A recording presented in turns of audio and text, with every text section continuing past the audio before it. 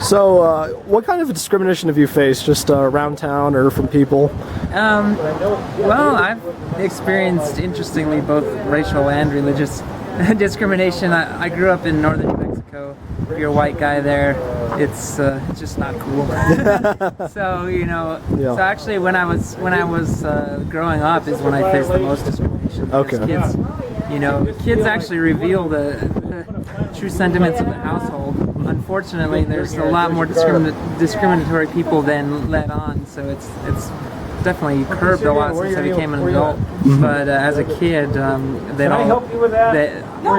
discrimination, I had a lot of name calling, a lot, and it was majority side religious for wearing a turban. But then like maybe 40% of the time it was race, which actually now I consider quite a boon to my experience as a Sikh, because I knew then that I could change one, but I couldn't change the other. So it helped me to realize that there can be some mean or cool people in this world, but if you try and let them change you, then you'll never be able to be satisfied. At what point do you stop changing yourself to help others?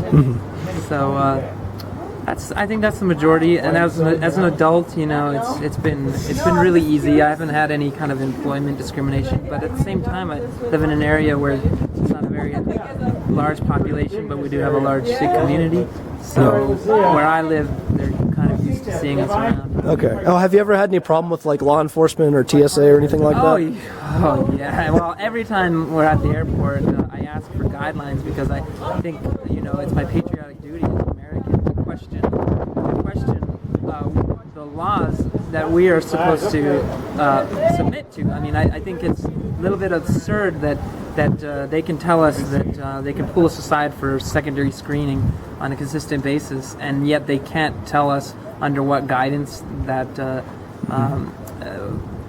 where they're getting that guidance from. I mean, that sounds totalitarian, not American. So I always question TSA. I always try because there's always secondary screening, which is ridiculous because we go through the metal detector. Then they make us pat down our turbans.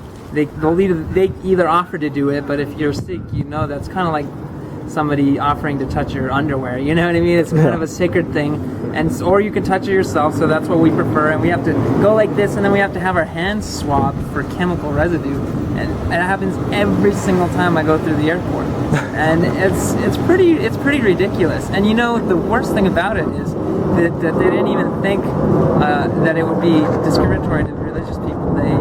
They started that policy after a Peruvian man smuggled a monkey into this country under his hat.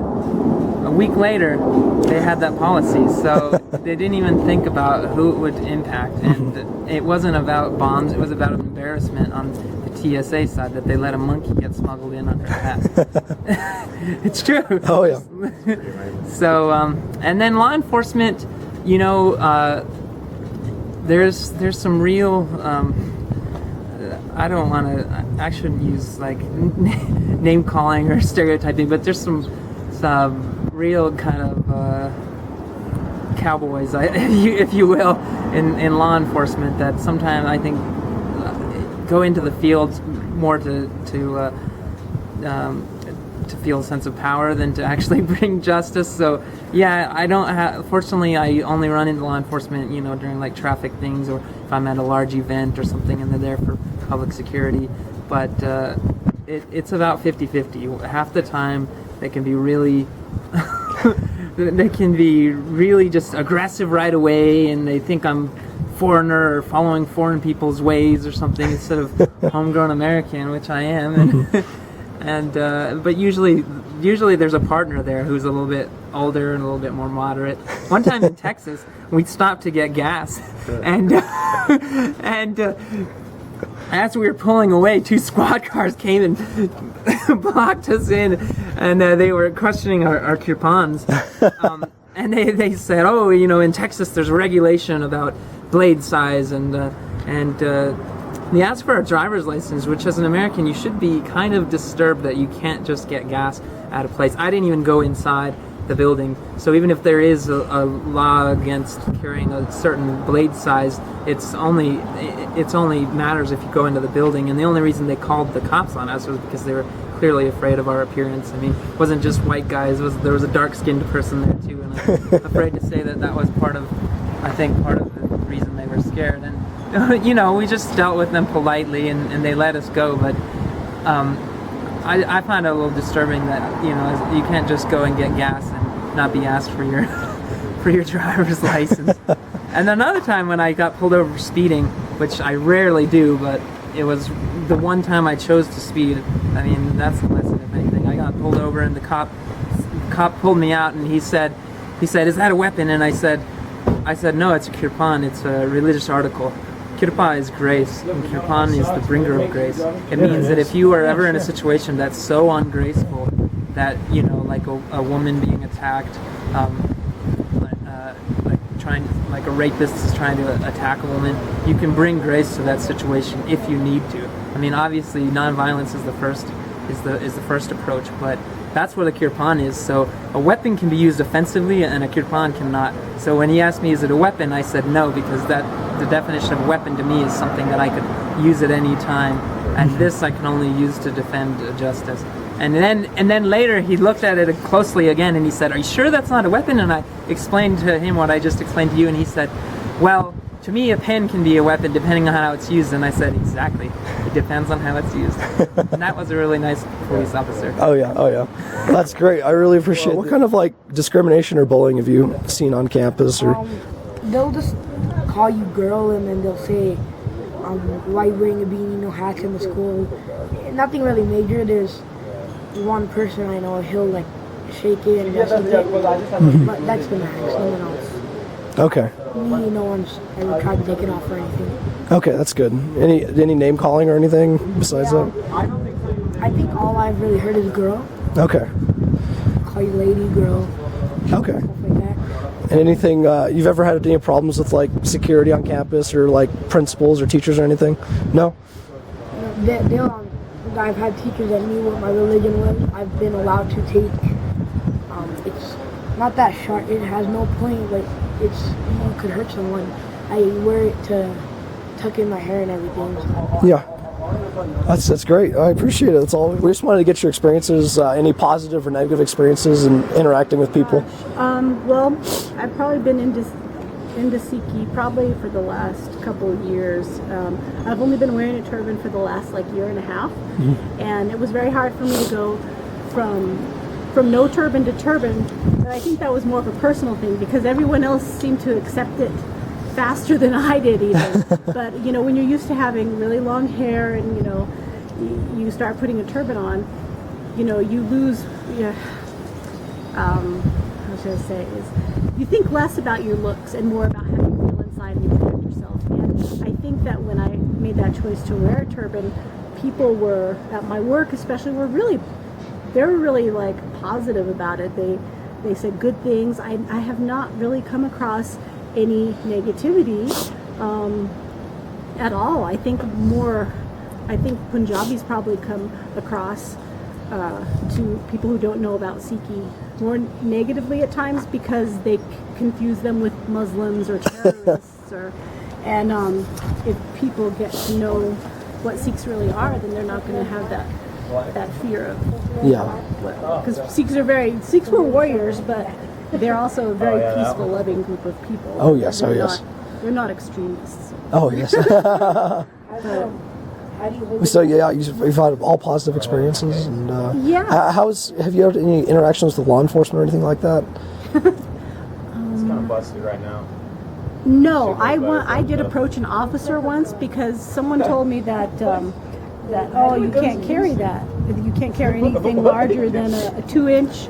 And I said, well, this is longer than 2 inches. And so I talked to a policeman, and he was so nice. He said, no, you're carrying out where people can see it. And he was smiling, he was talking. But again, I have a feeling it's because I'm a Westerner and I don't look threatening. I don't, because people's, you know, I may look weird because I'm wearing a turban and they don't know what that is, but I don't look Middle Eastern. I think that's what scares people. So I've had nothing but positive reactions. Well, I say that, but then it's like from people that are from religious backgrounds like Christianity, some of them have given me some looks and have told me that if I don't turn to Jesus Christ, like I'm going to hell. And I think my favorite answer was, she said, you know, if you don't accept Jesus Christ as your Savior. And I said, I better bring some popsicles because I hear it's hot down. And she didn't like that, but I thought I was funny. So it's really even with like white people, I think that's been my most negative experiences with people who don't understand why I'm wearing a turban and what it is. They just don't understand. But as Sikhs, we like to lead by example. I do, and which means kindness to everybody. And you know, and if you're projecting that and you're leading from your heart and you're projecting that, then it's harder for people to be afraid of you when they see that, oh, she doesn't seem so mean or weird, she's very nice, and then they want to know more, but everyone's afraid to ask the turban question, you know. So yeah, not really a whole lot of negative experience. Well, it's good though. It's good to hear. It is. That's great. Yeah. Yeah. All right. So just tell us about like any kind of discrimination you faced, or just from people like everyday Americans, or anything like that. Well, I mean, like I mentioned before about being a truck driver, you know, you get a lot of the police pulling Indian people over just because they wear a turban, and you know that's something that they wear every day, and so that's one set. And example for myself, I drive an Indian truck. My truck belongs to an Indian guy, and so in Arizona again, the officer was in the median and I was passing, and he pulled me over. And he said, oh, your mud flap is flying higher than 12 inches. He says, when you are sitting here, you're okay. But when you're driving down the road, you're illegal.